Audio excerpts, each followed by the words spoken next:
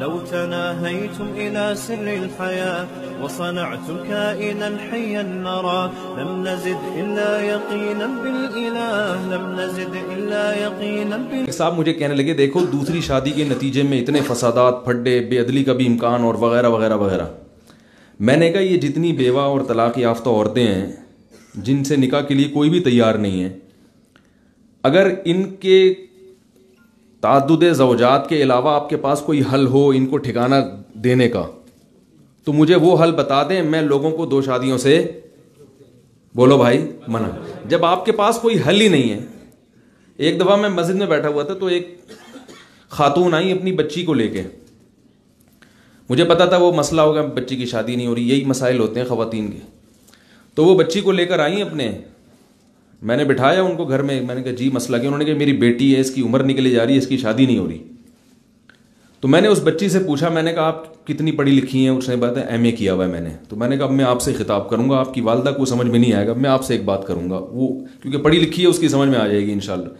میں نے کہا مجھے ایک بات بتاؤ. اچھا وہ کہنی کسی نے کچھ کر دیا ہماری بچی پہ.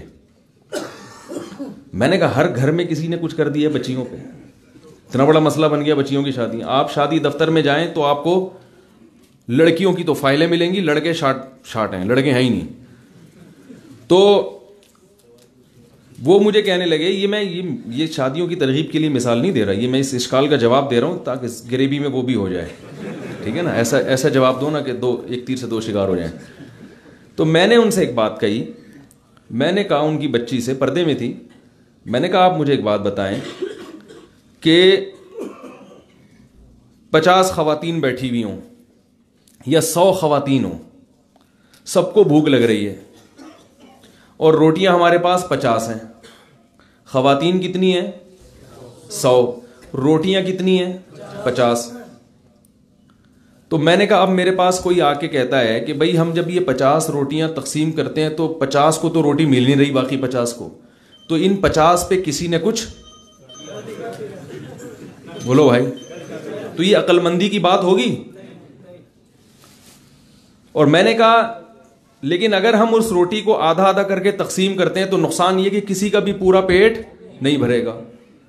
تو اب آپ کے پاس حل کیا ہے کہ یا تو 50 کو مکمل توندے نکال دی جائیں ان کے پیٹ بھر کے, یا کمپرومائز کا راستہ اختیار کیا جائے کہ بھائی کچھ نہ ہونے سے کچھ چند نوالے پیٹ میں جانا بہتر ہے, کہ آدھی آدھی کر کے تقسیم کر دو. میں نے کہا خواتین کی تعداد زیادہ ہے اور مرد مارکیٹ سے شارٹ ہے. آپ کہہ سکتے ہیں مردم شماری میں تو نہیں آیا ایسا, مردم شماری میں تو مرد زیادہ ہیں عورتیں کم ہیں. مرد کے زیادہ ہونے سے کچھ نہیں بنتا, نکاح کے قابل اور نکاح کا ارادہ کرنے والے مرد کیا ہیں, نہیں آ رہی بات سمجھ میں, وہ شارٹ ہیں. یہ چیز مردم شماری میں نہیں آتی. یقین نہ آئے تو آپ شادی دفتر کھول کے دیکھو, آپ کو لڑکیوں کی لائن نظر آئے گی, لڑکے 10 لڑکیوں کے بعد کوئی ایک لڑکا آئے گا. تو یہ پریکٹیکلی نکاح کے معاملے میں جو ریشو ہے وہ مردوں کا کیا ہے, بولے نا بھائی, وہ کم ہے, بہت کم ہے.